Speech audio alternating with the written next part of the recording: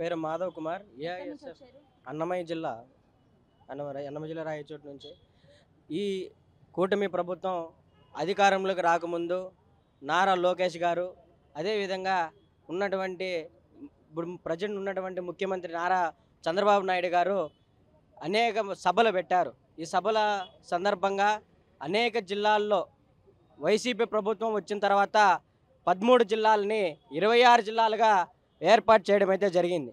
26 జిల్లాలుగా వేసిన తర్వాత జిల్లా సెంట్రల్లో ఆ జిల్లాలకు సంబంధించినటువంటి యూనివర్సిటీలు కేటాయించమని చెప్పి ఆల్ ఇండియా స్టూడెంట్స్ ఫెడరేషన్గా డిమాండ్ చేశాం.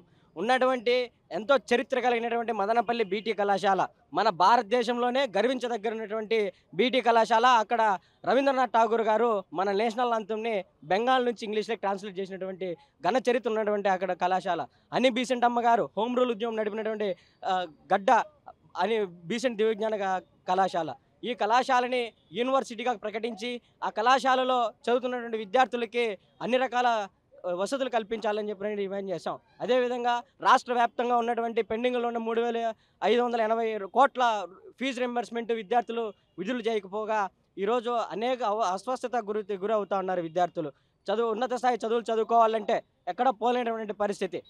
కళాశాలల యాజమాన్యాలు బ్లాక్మెయిల్ చేసి మరి ఉన్నటువంటి విద్యార్థుల దగ్గర ఫీజు ఎంతైతే ఉందో అదంతా కూడా వసూలు చేసేటువంటి పరిస్థితి నెలకొని ఉంది. కాబట్టి ఈ కూటమి ప్రభుత్వం యువగలం పాదయాత్రలు ఇచ్చినటువంటి నారా లోకేష్ గారు, విద్యాశాఖ మంత్రి గారు ఇచ్చినటువంటి హామీలను తక్షణమే అమలు పరచాలి. GO number 77 రద్దుపరచాలి.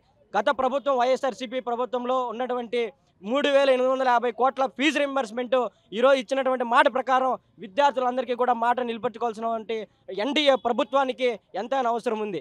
ఇప్పటికైనా విద్యార్థుల సమస్యల పట్ల ఖచ్చితంగా సమగ్ర విచారణ జరిపి వాళ్ళు ఎదుర్కొన్నటువంటి సమస్యలన్నీ కూడా పెండింగ్లో ఉన్నటువంటి ఈ ఫీజు రింబర్స్మెంట్ కూడా, అదేవిధంగా ప్రభుత్వ డిగ్రీ జూనియర్ పాఠశాలల్లో అనేక రకాలమైనటువంటి మౌలిక వసతుల సమస్యలు ఎదుర్కొని ఉంటున్నాయి.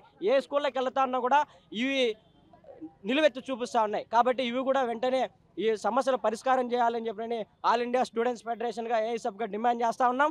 అలా లేని పక్షంలో ఈరోజు సమర సంఘం ఏదైతే పూరించామో ఫీజు రింబర్స్మెంట్ విడుదల చేయాలని, విద్యార్థులు మౌలిక సదుపాయాలు కల్పించాలని చెప్పి ఏదైతే సమర సంఘాన్ని పూరించామో ఈరోజు విజయవాడ వేదికగా ఖచ్చితంగా ఎక్కడ విద్యాశాఖ మంత్రులు కానీ, అదేవిధంగా ఉన్నటువంటి సీఎం గారు కానీ రాష్ట్రంలో ఎక్కడ పర్యటించినా కూడా ఆల్ ఇండియా స్టూడెంట్స్ ఫెడరేషన్గా అడ్డుకుంటామని చెప్పినని ఈ సందర్భంగా అఖిల భారత విద్యార్థి సమాఖ్య ఏఐఎస్ఎఫ్గా ప్రభుత్వానికి హెచ్చరిక జారీ చేస్తూ ఉన్నాం.